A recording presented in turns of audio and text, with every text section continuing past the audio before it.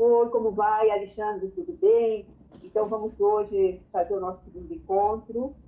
Fiquei muito feliz que você enviou o seu material e eu queria saber como é que você está, como é que foi. Você parou aí para escrever, né? Escreveu coisas muito importantes.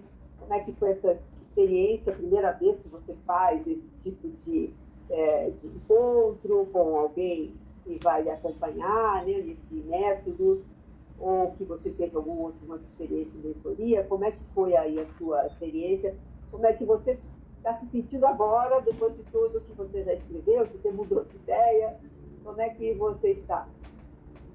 Bom dia, Zé. Bom estar falando com você aqui no nosso segundo encontro. Gostei bastante do primeiro encontro. Confesso que eu ficava meio assim em dúvida de um porquê, para quê, se isso realmente é importante, mas o primeiro encontro me fez trazer algumas reflexões. Primeiro que todas aquelas angústias que eu tinha, que é normal para uma pessoa que está vivendo o que eu estou vivendo, elas são inerentes, elas acontecem, mas assim, ser provocado de colocar aquilo no papel, que é importante materializar isso, não fica somente na cabeça e entra num loop, a gente acaba nunca resolvendo nada, procrastinando. Então quando a gente para, pensa, através de algo que está lá escrito, com um método, e começa a colocar no papel, não que as coisas vão se resolver com um passo de mágica, mas fica mais fácil para a gente compreender o que a gente coloca, a gente visualiza. E como eu sou muito visual, isso foi bem interessante. Foi bom que eu fiz meio que uma sessão do descarrego, que eu coloquei tudo lá que eu estou vivendo, de questões pessoais, de questões profissionais, e me senti bem, sabia? É como se tirasse um pouquinho de peso, de aquilo que somente estava na nossa cabeça e sem materializar, e colocar no papel me fez bem. E que bom que eu consegui fazer o dever de casa e entregar. É interessante, né? Parece que é uma coisa assim de relação professor-aluno, né? Dever de casa. É como se a gente estivesse convocando a entrar num processo de aprendizagem que nós temos histórico, né, na nossa vida, né? Na relação de quem pede, quem cobra, quem responde. E nisso já passado dos 50, né? Você com seus 65, remete a um histórico, né, de relação de essa expectativa de que eu vou responder a uma pessoa que está ali olhando para mim, mas com um olhar de resultado, né? Do que é que você quer, como vai ser a sua performance, e parece que você sentiu muito bem, né? Apesar de ter esse lado meio de cobrança, mas você sentiu que você não era aquele menino, mas aquele homem, né, de 65 anos, que tinha que compartilhar a sua vida, a sua experiência, e que você sabe que isso pode ser benéfico e trazer coisas que você está esperando, né? Uma espécie de encaminhamento, de propostas, de elaborações.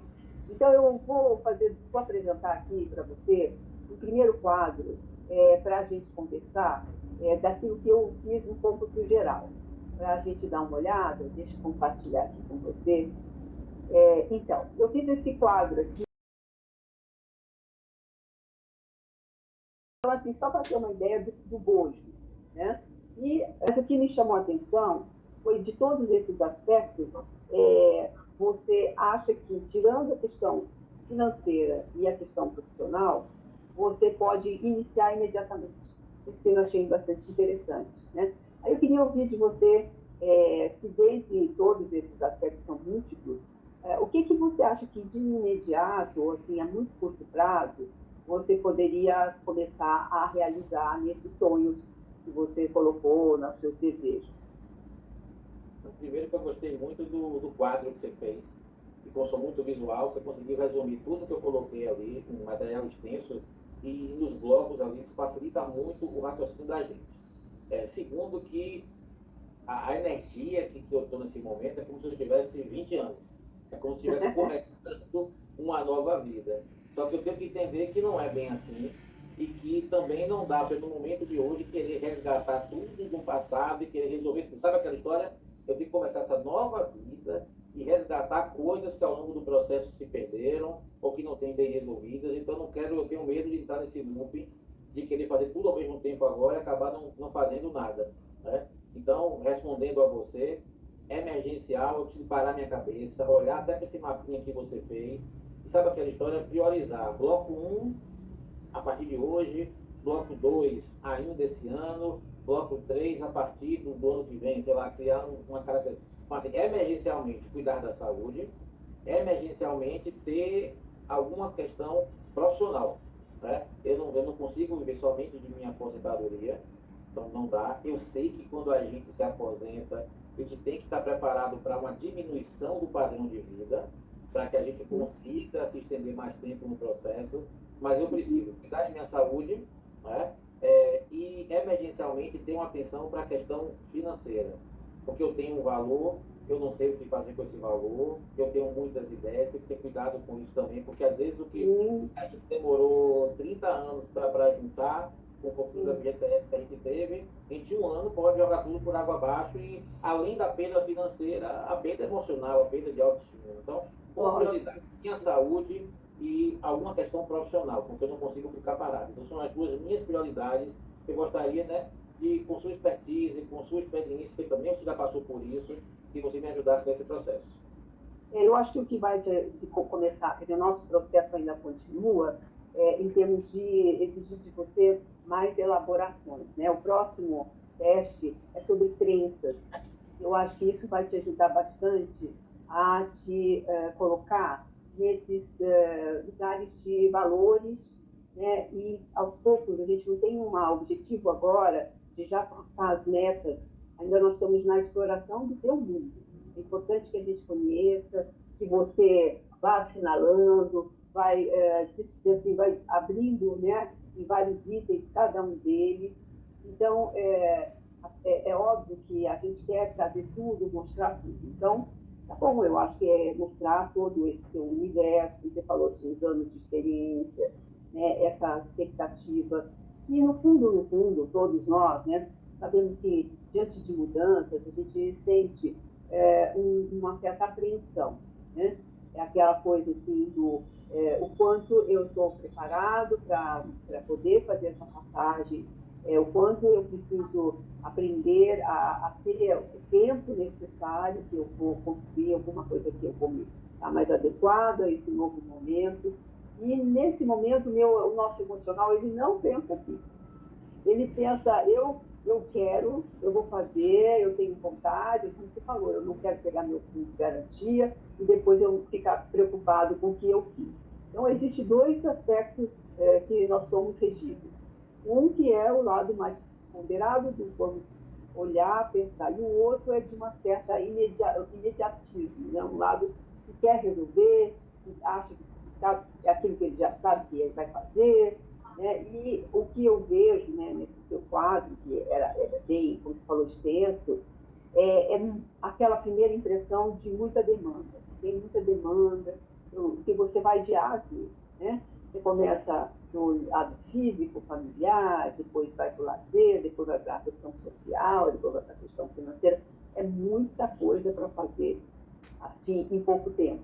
Então, é natural que isso surja, porque é uma espécie de paradoxo. A gente vai estimular, você mostra tudo isso, para justamente a gente ir trabalhando uma cadência, né? Que a gente vai cadenciar isso, né? E isso a gente vai usar um funil, que são esses testes, que a gente vai, aos poucos, colocar as coisas em alguns lugares, né? Então, processo, nós vamos passar pelo processo, e não tem problema nenhum se houver alguma demanda, você está preocupado, será que eu vou conseguir? Será que eu sou capaz? Não está dando certo. Ao contrário, eu acho que aqui no nosso encontro é a hora para a gente trocar todo esse aspecto que a gente chama mais emocional, que é importante. E com ele é que a gente conversa. Com ele é que a gente vai negociar, mas com muita sinceridade. Se a gente não conversar com esse nosso lado emocional, a gente vai bypassar ele. Se a gente bypassa, a gente acaba não percebendo como a gente age sem pensar. Não é? Então, eu acho que é isso que você faça esse link com a pessoa que você é hoje. Tipo assim, para você, exemplo, quanto tempo você acha que você precisa para se adaptar a esse novo processo? Pergunta capciosa. Você acha que deve demorar? Você vai conseguir os seus primeiros objetivos em X tempo? Como é que você vê isso aí?